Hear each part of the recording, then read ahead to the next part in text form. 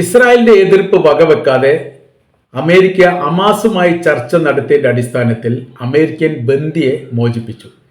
21 വയസ്സുകാരനായിരിക്കുന്ന American ബന്ദിയാണ് 580 ദിവസത്തിന് ശേഷം മോചിപ്പിക്കുന്നത്. കൂടെ അമേരിക്കൻ പൗരരായിരിക്കുന്ന 4 വ്യക്തികളുടെ മൃതദേഹം വിട്ടുകൊടുക്കാൻ വേണ്ടിയിട്ടും തീരുമാനിച്ചു. പശ്ചിമേഷ്യൻ സന്ദർശനത്തിന്റെ മുന്നോടിയായിട്ടാണ് ഈ മോചനം സാധ്യമായത് എന്നുള്ളതും ഈ വിഷയവുമായിട്ട് ബന്ധപ്പെട്ട് എന്തെങ്കിലും കരാർ വ്യവസ്ഥയുടെ അടിസ്ഥാനത്തിലാണ് മോചിപ്പിക്കപ്പെട്ടത് എന്നതിനെക്കുറിച്ചുള്ള വിവരങ്ങളൊന്നും ഇപ്പോൾ പുറത്തു വന്നിട്ടില്ല. കുറേ രഹസ്യമായിട്ട് തന്നെ നിൽക്കട്ടെ എന്ന് ഫലസ്തീൻ പറഞ്ഞതായിരിക്കുന്ന വിവരം ഇപ്പോൾ പുറത്തു വന്നിട്ടുണ്ട്. അപ്പോൾ യഥാർത്ഥത്തിൽ ഇസ്രായേലിന് തീരെ ഇഷ്ടമില്ലാത്തൊരു കാര്യമാണ് ഹമാസുമായിട്ട് ചർച്ച നടത്തിക്കൊണ്ട് ബന്ദികളുടെ മോചനം ഉണ്ടാക്കുക, അല്ലെങ്കിൽ അമേരിക്കൻ ബന്ദികളെ മോചിപ്പിക്കുക എന്നുള്ളത്. അത് 2 കാര്യം അവർ പറയുന്നുണ്ട്. ഒന്ന്, 58ഓളം ബന്ദികൾ ഇപ്പോൾ ഇസ്രായേലിൻ്റെത് ഹമാസിന്റെ കൈവശത്തിലുണ്ടായിരിക്കെ അമേരിക്കയുടെ ഒരു ബന്ദിക്ക് മാത്രം ചർച്ച ചെയ്യുന്നത് ഒരു ഉചിതമായിരിക്കുന്ന കാര്യമല്ല. എന്നാൽ മറ്റൊരു തലത്തിൽ ചില മീഡിയകളൊക്കെ അറബ് മാധ്യമവുമായിട്ട് ബന്ധപ്പെട്ട കാര്യങ്ങളൊക്കെ പറയുന്നുണ്ട്. ഒരു ബന്ദിക്ക് പകരം 1000 ഫലസ്തീന് തടവുകാരെ പോലും മോചിപ്പിക്കാൻ ഫലസ്തീനും ഇസ്രായേലും പല ഘട്ടങ്ങളിലും കരാറുണ്ടായിട്ടുണ്ട്. ഒരു ബന്ദിക്ക് 300 ഫലസ്തീനികളെ മോചിപ്പിക്കപ്പെട്ട സംഭവവും 100 ഫലസ്തീനികൾ മോചിപ്പിക്കപ്പെട്ട സംഭവങ്ങളുണ്ട്. വളരെ ഗൗരവപരമായിട്ടാണ് ബന്ദിയുമായിട്ട് ബന്ധപ്പെട്ട വിഷയത്തെ 2 രാജ്യങ്ങളും വൈകാരികമായിട്ട് കൈകാര്യം ചെയ്യുന്നത്. എന്നാൽ ഇപ്പോഴത്തെ സാഹചര്യത്തിൽ വളരെ എളുപ്പത്തിൽ യാതൊരു ബദൽ സംവിധാനങ്ങളും ഇല്ലാതെ, അല്ലെങ്കിൽ കരാർ വ്യവസ്ഥയൊന്നും ഇല്ലാത്ത രീതിയിൽ ഒരു അമേരിക്കൻ ബന്ദിയെ മോചിപ്പിച്ചു എന്ന് പറഞ്ഞാൽ അതങ്ങനെ വിശ്വാസത്തിലെടുക്കാൻ വേണ്ടി സാധിക്കുകയില്ല എന്ന് ചില അറബ് പത്രങ്ങൾ പറയുന്നു. ചില കരാർ വ്യവസ്ഥകൾ ഉണ്ട് എന്നുള്ളതും ആ കരാർ വ്യവസ്ഥയിൽ പ്രധാനപ്പെട്ട 1-2 കാര്യങ്ങളും പുറത്തു വരുന്നുണ്ട്. പക്ഷേ അത് 2 കൂട്ടരും അംഗീകരിച്ചിട്ടില്ല. അത് പൂർണ്ണമായിരിക്കുന്ന ഇസ്രായേലികളുടെ സൈനിക പിന്മാറ്റം, ജൂത സൈനിക പിന്മാറ്റം ഗസയിൽ നിന്ന് ഉണ്ടാവുക എന്നുള്ളതാണ്. അത് ഭാവിയിൽ ഘട്ടം ഘട്ടമായിട്ട് ഉണ്ടാവാനുള്ള സാധ്യതകൾ അമേരിക്കയുടെ പ്രസിഡന്റ് നൽകിയിരിക്കുന്നു, അല്ലെങ്കിൽ ഒരു ഉറപ്പ് നൽകിയിരിക്കുന്നു എന്ന രീതിയിലാണ്. വിശ്വാസയോഗ്യമായിരിക്കുന്ന റിപ്പോർട്ടായിട്ട് ഇത് വന്നിട്ടില്ലെങ്കിൽ പോലും ചില രഹസ്യ കാര്യങ്ങളൊക്കെ പുറത്തു വന്നിരിക്കുന്നു എന്നതിൻ്റെ അടിസ്ഥാനത്തിലാണ് ഇതൊക്കെ തയ്യാറാക്കപ്പെടുന്നത്. അതോടൊപ്പം തന്നെ റഫേഡ് അതിർത്തിയുമായിട്ട് ബന്ധപ്പെട്ട് പൂർണ്ണമായിരിക്കുന്ന പിന്മാറ്റം ഉണ്ടാവുകയും ഈ അതിർത്തിയിൽ തടഞ്ഞു വെച്ചിരിക്കുന്ന മുഴുവൻ ഭക്ഷ്യസാധനങ്ങളും ഭക്ഷ്യവാഹനങ്ങളും ഗസയിലേക്ക് കടത്തിവിടാനും ഈ കടത്തിവിടുന്നതിനോടനുബന്ധിച്ച് പരിശോധന നടത്തപ്പെടുന്ന പ്രവർത്തനങ്ങളിൽ നിന്ന് ഇസ്രായേൽ സൈന്യം മാറുകയും ചെയ്യണം എന്ന് പ്രധാനമായിരിക്കുന്ന വ്യവസ്ഥ ചെയ്യുന്നു. പിന്നീട് അവിടെ ഗസയിലെ ഭരണവുമായിട്ട് ബന്ധപ്പെട്ട ചില പരാമർശങ്ങളുണ്ട്.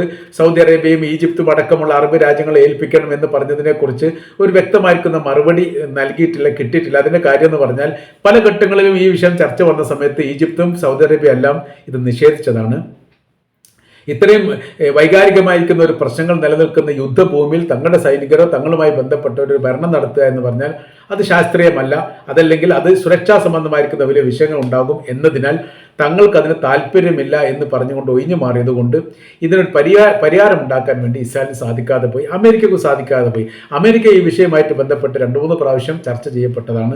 അവർ പറഞ്ഞ കാര്യം ഇതാണ്: നിങ്ങൾ ഈ ഗസയുടെ ഭരണം ഏറ്റെടുക്കുക, അത് എല്ലാ സഹായങ്ങളും പിന്തുണയും ഞങ്ങൾ തരും, കടബാധ്യതയുമായിട്ട് ബന്ധപ്പെട്ട കാര്യങ്ങളും അതോടൊപ്പം തന്നെ ഈ സാമ്പത്തിക ഉപരോധവുമായി ബന്ധപ്പെട്ടതൊക്കെ നീക്കം ചെയ്യും. അങ്ങനത്തെ കുറച്ച് കാര്യങ്ങൾ പറഞ്ഞിട്ടുണ്ട്. പക്ഷേ അവിടുത്തെ ഇപ്പോഴത്തെ ഒരു സാഹചര്യങ്ങൾ നോക്കുന്ന സമയത്ത് ഒരിക്കലും അത് അനുവദിക്കില്ലെന്നും അത് ഈ ഭരണ സംവിധാനവുമായിട്ട് നീങ്ങുന്ന സമയത്തുണ്ടാകുന്ന വിഷയങ്ങളും അസ്വസ്ഥതകളും പരിഹരിക്കാൻ സാധിക്കാത്ത വിധം സങ്കീർണമാണ് എന്നതിൽ തയ്യാറല്ല എന്ന് പറഞ്ഞതോടുകൂടി ആ വിഷയം വലിയ രീതിയിലുള്ള പ്രതിസന്ധിയായിട്ട് നിലനിൽക്കുകയാണ്. പിന്നീട് അത് പറഞ്ഞത് ഈ ഫലസ്തീന സ്വാതന്ത്ര്യവുമായിട്ട് ബന്ധപ്പെട്ടാണ്. ഫലസ്തീന സ്വാതന്ത്ര്യവുമായിട്ട് ബന്ധപ്പെടുന്ന സമയത്ത് ഒരുപാട് വിഷയങ്ങൾ പിന്നെ നിലനിൽക്കുന്നുണ്ട്. ഈ സ്വാതന്ത്ര്യത്തിന് അതിർത്തി നിർണ്ണയിക്കണമെന്നും, അതിർത്തി നിർണ്ണയിച്ചു കഴിഞ്ഞാൽ രാഷ്ട്രം എന്ന നിലക്ക് അവർക്ക് ആയുധങ്ങളുടെ കലവറ ഫലസ്തീൻ തുറക്കും എന്നുള്ളത് ഉറപ്പാണ്. ആയുധങ്ങൾ നൽകാൻ വേണ്ടി ലോക രാജ്യങ്ങൾ മുഴുവൻ തയ്യാറാകും. സ്വാഭാവികമായൊരു രാജ്യം എന്ന നിലക്ക് അവർക്ക് വാങ്ങാനും അധികാരമുണ്ട്, അതോടൊപ്പം തന്നെ മറ്റു രാജ്യങ്ങൾക്ക് വിൽക്കാനും അധികാരമുണ്ട്. മാത്രമല്ല പിന്നീട് കറൻസി ഉണ്ടാവും. കറൻസിയുടെ ഫലസ്തീൻ ഇപ്പോൾ നിലവിൽ കറൻസി ഒന്നുമില്ല. അവർ ഉപയോഗിക്കുന്നത് തന്നെ ഇസ്രായേലിൻ്റെ കറൻസിയാണ്, അല്ലെങ്കിൽ ഡോളറാണ്. ചില മേഖലയിലൊക്കെ സൗദി അറേബ്യയുടെ റിയാൽ, ഈജിപ്തിൻ്റെ കറൻസികൾ ഇതൊക്കെ ഉപയോഗിക്കാറുണ്ട്. സൗദിയുടെ വളരെ കുറവാണ്. പിന്നീട് ഈജിപ്തിൻ്റെ കാര്യമായിട്ട് ഗസയുടെ ഭാഗങ്ങളിലൊക്കെ ഈജിപ്തിൻ്റെ കറൻസികളും അതുപോലെ തന്നെ ഇസ്രായേലിൻ്റെ കറൻസിയാണ് ഉപയോഗിക്കുന്നത്. അതിന് പകരം ഫലസ്തീൻ പുതിയ കറൻസി ഉണ്ടാക്കും. ആ കറൻസിയുമായിട്ട് ബന്ധപ്പെട്ട രീതികളൊക്കെ പോകുന്ന സമയത്ത് ഒരു രാജ്യമാവുമ്പോൾ അവർക്ക് യുദ്ധവിമാനങ്ങളുണ്ടാവും, യുദ്ധക്കപ്പലുകളുണ്ടാവും, സൈനികരുണ്ടാവും, അവരുടെ കയ്യിൽ ആയുധങ്ങളുണ്ടാവും, പിന്നെ എയർപോർട്ടുകൾ തുറക്കും. അങ്ങനത്തെ കുറേ വിഷയങ്ങളുണ്ട്. ഇതെല്ലാം ഒറ്റയടിക്ക് അംഗീകരിക്കാൻ വേണ്ടിയിട്ട് ഇസ്രായേലിനെ സംബന്ധിച്ചിടത്തോളം സാധിക്കില്ല. മാത്രവുമല്ല ഈ ഗസയുടെ അതിർത്തി പങ്കിടുന്ന കടലിടുക്ക് മെഡിറ്ററേനിയൻ കടലുമായിട്ട് ബന്ധപ്പെട്ട് അവിടെ എണ്ണ കനിയുണ്ട് എന്ന് ഇതിനിടെ തെളിഞ്ഞാണ്. ബ്രിട്ടന്റെ ഒരു അന്വേഷണ റിപ്പോർട്ടിന്റെ ഭാഗമായിട്ട് ഗസയുടെ അതിർത്തിയുമായിട്ട് ബന്ധപ്പെട്ട കടലിടുക്കിൽ എണ്ണക്കനികൾ ഉണ്ട് എന്ന് കണ്ടെത്തിയതോടുകൂടി ആ വിഷയത്തിൽ ഇസ്രായേൽ വല്ലാത്ത രീതിയിൽ വൈകാരികപരമായിട്ട് ഇടപെടുകയും ഇതിന്റെ പൂർണ്ണമായിരിക്കുന്ന അധികാരം ഇസ്രായേലിനാണെന്ന് പറയുകയും ചെയ്തു. ഒരു ബോട്ട് സ്വാതന്ത്ര്യമാണ് യഥാർത്ഥത്തിൽ ഗസയിലെ ഫലസ്തീനുകൾക്ക് ഇസ്രായേൽ നൽകിയത്. ആ ബോട്ട് പോകേണ്ട ദൂരത്തെ പറ്റി കൃത്യമായ രീതിയിലുള്ള അളവ് കോളാക്കിയിട്ട് അവിടെ വെച്ചിട്ടുണ്ട്. ഒരു പരിധി വരെ പോകാൻ വേണ്ടി പറ്റും. തോണിയാണെങ്കിൽ പിന്നെ ഒരു പരിധി വരെ പോകും. ബോട്ടാകുന്ന സമയത്ത് മീൻ പിടിക്കാൻ വേണ്ടിയിട്ട് ഈ മെഡിറ്ററേനിയൻ കടലിനെ ആശ്രയിക്കുന്ന മുക്കോമാർ അവരൊക്കെ പോകുന്നതിന് പരിധി നിശ്ചയിച്ചിട്ടുണ്ട്. അവർക്ക് കപ്പലില്ലാത്തത് കൊണ്ട് പുറം കടലിലേക്ക് പോകാറില്ല. പുറം കടലിലേക്ക് ഈ ബോട്ടുകൾക്ക് പോകാനും അനുമതിയില്ല. പോകണമെങ്കിൽ പ്രത്യേക പെർമിഷൻ ഇസ്രായേൽ കൊടുക്കണം. ഈ മേഖലയിലാണ് യഥാർത്ഥത്തിൽ പെട്രോളിയം ഉള്ളത്. അപ്പോൾ പെട്രോളിയം ഉൽപ്പന്നങ്ങൾക്ക് ഗസ ഒരു രാജ്യമാകുമ്പോൾ അല്ലെ പലസ്തീൻ ഒരു രാജ്യമാകുന്ന സമയത്ത് അവിടെ പെട്രോളിയം ഉൽപ്പന്നങ്ങളുടെ നിർമ്മിതി ആരംഭിച്ചു കഴിഞ്ഞാൽ സാമ്പത്തികപരമായ രീതിയിൽ വലിയ മുന്നേറ്റം ഉണ്ടാക്കാൻ വേണ്ടി യഥാർത്ഥത്തിൽ ഫലസ്തീന് സാധിക്കും എന്നതും ഇസ്രായേലിന് അറിയാവുന്നതാണ്.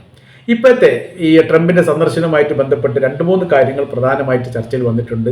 ഒന്ന്, ഏകപക്ഷീയമായിരിക്കുന്ന ഫലസ്തീൻ രാഷ്ട്രം, അത് ഫലസ്തീൻ രാഷ്ട്ര പ്രഖ്യാപനവുമായിട്ട് ബന്ധപ്പെട്ട കാര്യങ്ങൾ ഉണ്ടാവുക എന്നുള്ളതാണ്. ഇത് ട്രംപിന്റെ സന്ദർശനത്തോടു കൂടി തന്നെ അന്താരാഷ്ട്ര മേഖല വലിയ ചർച്ച ചെയ്യപ്പെട്ട വിഷയങ്ങളിൽ ഒന്ന് ഇതാണ്: ഫലസ്തീൻ്റെ രാഷ്ട്ര പ്രഖ്യാപനം ഉണ്ടാവുമോ എന്നുള്ളത്. അത് രാഷ്ട്രീയ നിരീക്ഷകരും അന്താരാഷ്ട്ര ഈ മീഡിയക്കാരും അതോടൊപ്പം തന്നെ രാഷ്ട്രത്തിലെ ഭരണാധികാരികളും പ്രാധാന്യത്തോടു കൂടി ചർച്ച ചെയ്യും, ഇപ്പം ചർച്ച ചെയ്തുകൊണ്ടിരിക്കുകയും കാര്യമാണ്. യഥാർത്ഥത്തിൽ ഫലസ്തീനുമായിട്ട് ബന്ധപ്പെട്ട വിഷയത്തിൽ വലിയ നിയന്ത്രണങ്ങളൊന്നും ഇസ്രായേലിനില്ല. അമേരിക്ക എന്താണോ പറയുന്നത് അത് ഇസ്രായേൽ അംഗീകരിക്കേണ്ട ഒരു സ്ഥിതി വിശേഷം വരും. ഇപ്പോഴാണെങ്കിൽ ഏറെക്കുറെ അമേരിക്കക്ക് അത് പറയാൻ സമയമായിട്ടുണ്ട് എന്നുള്ളതാണ്. കാര്യമെന്ന് പറയുന്നത് സമാധാനമായിരിക്കുന്ന ഒരു പുലർച്ച ഉണ്ടാവണമെങ്കിൽ യഥാർത്ഥത്തിൽ എന്ത് ചെയ്യണം? ഈ രാജ്യം സ്വതന്ത്രമാകണം, ഈ പ്രദേശം സ്വതന്ത്രമാകണം.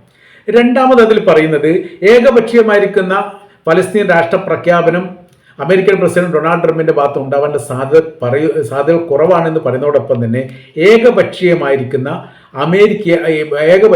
അമേരിക്ക ഇസ്രായേലിന് കൈ കൊടുക്കുന്ന അല്ലെ ഇസ്രായേലുമായിട്ടുള്ള ഒരു സമീപനം അതും ഉണ്ടാവാൻ സാധ്യത. ഈ യാത്രയായിട്ട് ബന്ധപ്പെട്ട് ഏറെക്കുറെ ഇപ്പോൾ ഇസ്രായേലുമായിട്ട് അകൽച്ചയിലാണ്. മാനസികപരമായിരിക്കുന്ന അകൽച്ച ഇസ്രായേലും അമേരിക്കക്കും തമ്മിലുണ്ട് എന്നുള്ളത് കൃത്യമാണ്. അതുകൊണ്ടാണ് മിഡിൽ ഈസ്റ്റ് സന്ദർശനത്തിൻ്റെ ലിസ്റ്റ് പറഞ്ഞതിൻ്റെ കൂട്ടത്തിൽ ഇസ്രായേലിൻ്റെ പേര് പോലും പറയാത്തത്. സാധാരണഗതിയിൽ ഒരു അമേരിക്കൻ പ്രസിഡന്റ് വരികയാണെങ്കിൽ ആദ്യം സന്ദർശിക്കുക ഇസ്രായേലാണ്. ഇസ്രായേൽ കഴിഞ്ഞതിന് ശേഷം മാത്രമേ അറബ് രാജ്യങ്ങൾ സന്ദർശിക്കാറുള്ളൂ. ഇപ്പം തന്നെ അറബ് രാജ്യങ്ങളാണ് സന്ദർശിക്കുന്നത്. അതിന് ലിസ്റ്റ് ഇട്ടിട്ടുണ്ട്. സൗദി അറേബ്യയിൽ വരുന്നു, പ്രധാനമായിരിക്കുന്ന കാര്യങ്ങൾ ചർച്ചകളൊക്കെ നടക്കുന്നു. പിന്നീട് ഖത്തറിലേക്കും UAE പോകുന്നു. UAE പോയതിനു ശേഷം ഖത്തറിലേക്കാണ് അങ്ങനെയും കാണുന്നുണ്ട്. അത് കഴിഞ്ഞതിന് ശേഷം അമേരിക്കൻ പ്രസിഡന്റ് ന്യൂയോർക്കിലേക്ക് മടങ്ങിപ്പോകുന്നു. ഇതാണ് ഒരു റൂട്ട് മാപ്പ്. റൂട്ട് രീതികളൊക്കെ എങ്ങനെയാണ് അവർ തയ്യാറാക്കിയിരിക്കുന്നത്. ഇസ്രായേലിനെ പൂർണ്ണമായിട്ട് അവോയ്ഡ് ചെയ്തുകൊണ്ടുള്ള ഒരു പ്രവർത്തനം. ഇത് അവർക്ക് അംഗീകരിക്കാൻ വേണ്ടി സാധിക്കാത്ത കാര്യമാണ്. ഇസ്രായേലിനെ അമേരിക്ക പിന്തുണക്കുന്നില്ലെങ്കിൽ ഇസ്രായേൽ ഒരിക്കലും നിലനിൽക്കാൻ കഴിയില്ല. ഒരു മണിക്കൂറെങ്കിലും പിന്തുണ അമേരിക്കയുടേത് ഇസ്രായേൽ ഇല്ലെങ്കിൽ ഭൂപടത്തിൽ പോലും ഇസ്രായേൽ ഇല്ലാത്ത സാഹചര്യങ്ങൾ ഉണ്ടാകുമെന്ന് ഇറാന്റെ പ്രസിഡന്റ് ഇതിനു മുൻപ് പറഞ്ഞത് വലിയ രീതിയിലെ വിവാദമായിരുന്നു. ഭൂപടത്തിൽ നിന്ന് നീക്കപ്പെടും എന്നൊക്കെ ആയിരുന്നു അദ്ദേഹം അന്ന് പറഞ്ഞിരുന്നത്. അപ്പോൾ ഇപ്പോഴത്തെ സാഹചര്യങ്ങൾ നോക്കുന്ന സമയത്ത് ഏറെക്കുറെ ഇസ്രായേലുമായിട്ട് അകന്നു നിൽക്കുകയാണ് എന്നുള്ള കാര്യത്തിൽ സംശയമൊന്നുമില്ല. എന്നാൽ ഇസ്രായേലുമായിട്ട് ബന്ധപ്പെട്ട വിഷയത്തെക്കുറിച്ച് വലിയ വിലയിരുത്തൽ അമേരിക്കയുടെ പാർലമെന്റിൽ നടന്നിട്ടുണ്ട്. എന്താണ് ഇപ്പോൾ ഇതുവരെയുള്ള നമ്മുടെ സാഹചര്യം? പാലസ്തീൻ ഇസ്രായേലുമായിട്ട് ബന്ധപ്പെട്ട് നമ്മുടെ സമീപനത്തിൽ എത്രത്തോളം മുന്നേറ്റം ഉണ്ടായിട്ടുണ്ട്, എത്രത്തോളം ആളുകൾ നമ്മൾ പിന്തുണക്കുന്നുണ്ട്, ഇത് ശരിയാണോ തെറ്റാണോ, പോരായ്മകളുണ്ടോ എന്നതിനെക്കുറിച്ചുള്ള ചർച്ചയിൽ പ്രധാനമായിരിക്കുന്ന കാര്യം പറഞ്ഞത് ഭരണകക്ഷികൾ തന്നെയാണ്. അമേരിക്കയുടെ പ്രസിഡന്റിനെ വിമർശിച്ചുകൊണ്ട് കഴിഞ്ഞ പ്രാവശ്യത്തെ പ്രസിഡന്റ് ജോ ബൈഡൻ ആണെങ്കിലും ഇപ്പോഴത്തെ പ്രസിഡന്റ് ഡൊണാൾഡ് ട്രംപ് ആണെങ്കിലും ഇങ്ങനത്തെ യുദ്ധവുമായിട്ട് ബന്ധപ്പെട്ട അതിർത്തിയുമായിട്ട് ബന്ധപ്പെട്ട അല്ലെങ്കിൽ പ്രാദേശികപരമായിരിക്കുന്ന വിഷയവുമായിട്ട് ബന്ധപ്പെട്ട കാര്യത്തിൽ അമേരിക്കക്ക് എന്ത് റോള്, അമേരിക്കയിൽ ഇടപെടുന്നതൊക്കെ നമുക്ക് വലിയ സാമ്പത്തിക ബാധ്യത ഉണ്ടാവുകയും നഷ്ടങ്ങൾ ഉണ്ടാവുകയും നമ്മളിൽ നിന്ന് മറ്റുള്ള ലോകരാജ്യങ്ങൾ അകന്നു പോവുകയും ചെയ്യുന്നു.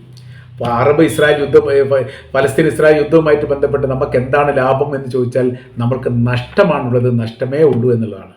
മിഡിൽ ഈസ്റ്റുമായിട്ട് ബന്ധപ്പെട്ട പരമാവധി അറബ് രാജ്യങ്ങളെല്ലാം അമേരിക്കയിൽ നിന്ന് അകന്നിരിക്കുന്നു. സാമ്പത്തികപരമായിരിക്കുന്ന വിഷയത്തിലൊക്കെ നമ്മുടെ കറൻസി മൂല്യം ഇടിഞ്ഞുകൊണ്ടിരിക്കുന്നു.